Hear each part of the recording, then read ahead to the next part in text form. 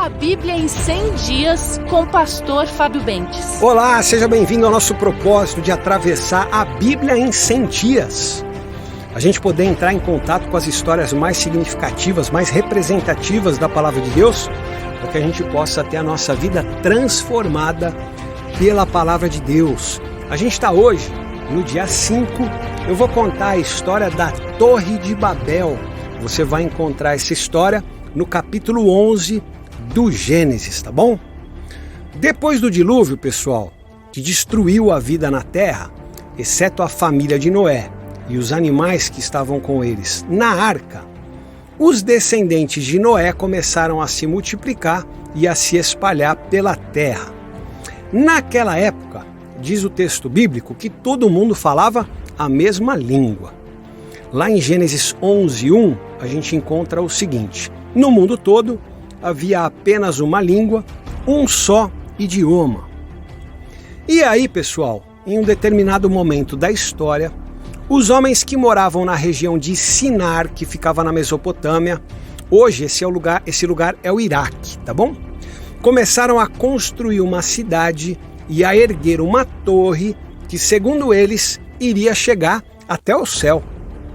Os objetivos dessa construção, da cidade e da torre, eram evitar que eles fossem dispersos pela face da terra e alcançar uma grandeza que tornasse eles famosos e mundialmente reconhecidos.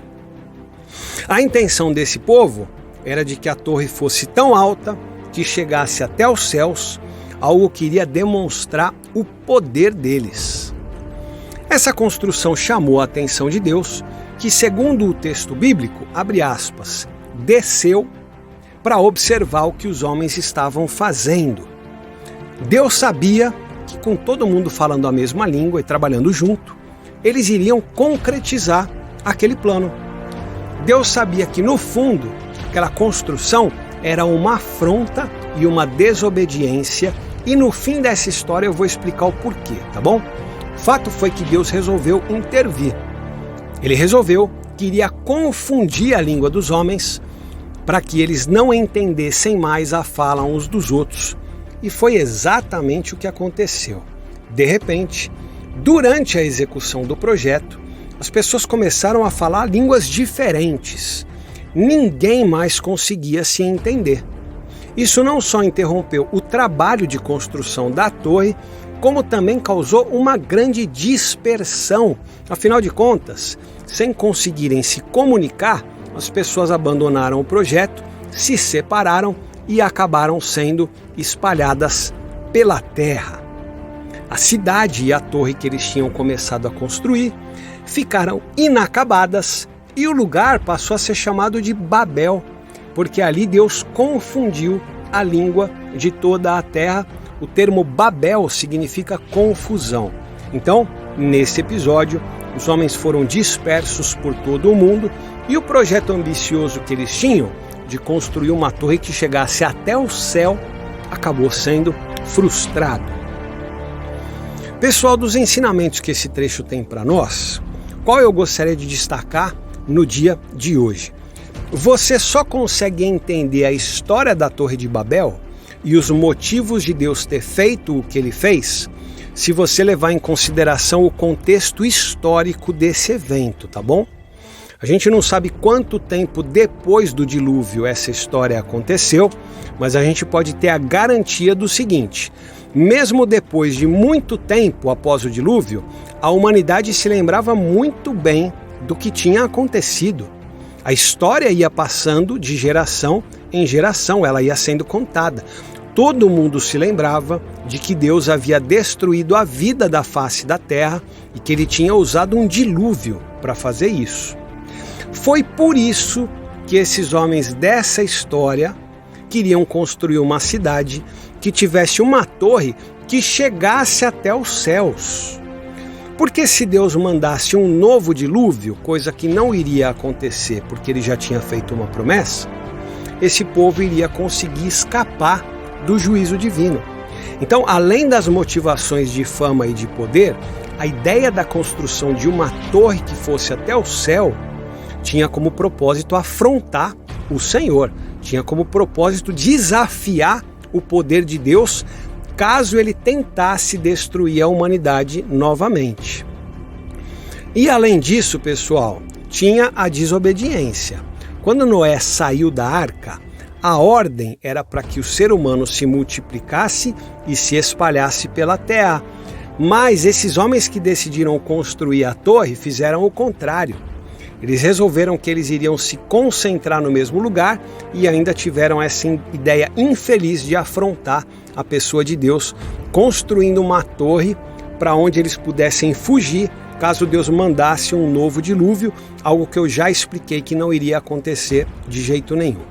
Foi por isso que Deus interveio da forma como ele interveio, confundindo essas pessoas, espalhando todo esse povo pela terra. E tem um outro detalhe importante nessa história, que é o termo Babel. Ele dá origem à palavra Babilônia, que foi o nome que a cidade ganhou quando retomaram a sua construção. Essa cidade foi batizada com esse nome, Babilônia, e ela acabou se tornando um referencial negativo para a humanidade, de orgulho, de arrogância, de afronta contra Deus.